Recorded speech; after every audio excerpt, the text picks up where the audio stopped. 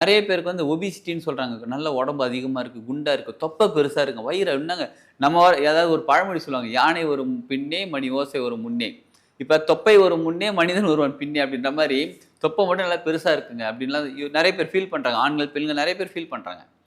இத தொப்பைய குறைக்கிறதுக்கு நெறைய பேர் என்ன பண்றாங்கன்னா, டெக்னாலஜிய யூஸ் பண்ணி, அந்த குடல்ல வந்து ஏதோ கட் பண்ணி, ஏதோ ஆப்பரேஷன்லாம் பண்ணி, சரி பண்ணி, உடல்ல வந்து கொஞ்சமா உணவு எடுத்துக்கணும். அந்த மாரி நெறைய விஷயம் பண்றாங்க. செலவு எக்கச்சக்கமா ஆகுது. உடம்புலயும் கொஞ்சம் நெறைய பாதிப்புகள் வருது.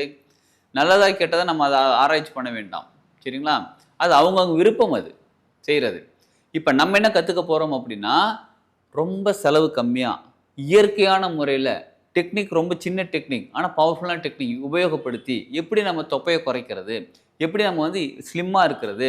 ஸ்லிம்மா மட்டும் இல்லங்க. இதுல சைட் எஃபெக்ட் இருக்கு. சைட் எஃபெக்ட் அப்டின்னா, நல்ல எஃபெக்ட் தான் சைட் எஃபெக்ட்ன்ற வார்த்தைக்கு அர்த்தம் வந்து, பக்க விளைவு. கெட்ட விளைவு கிடையாது.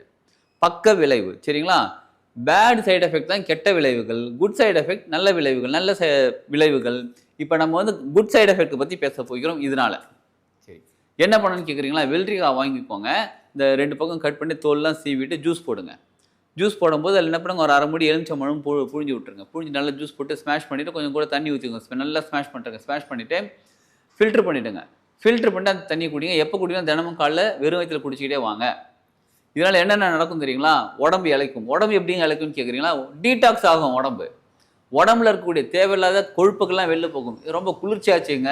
இதுல எலுமிச்சம்பழம் வேற சேர்க்கிறேன்றீங்க. ஆமாங்க. இப்ப தை மாசம் வரப்போகுது. தை மாசத்துக்கு அப்புறம் கொஞ்சம் கொஞ்சமா அப்படியே வந்து மாறி, மாறி, மாறி வெயில் காலம் வரப்போகுது. உடம்பு ரொம்ப சூடா இருக்கு அப்படின்றவங்க தினமுமே குடிக்கலாம்.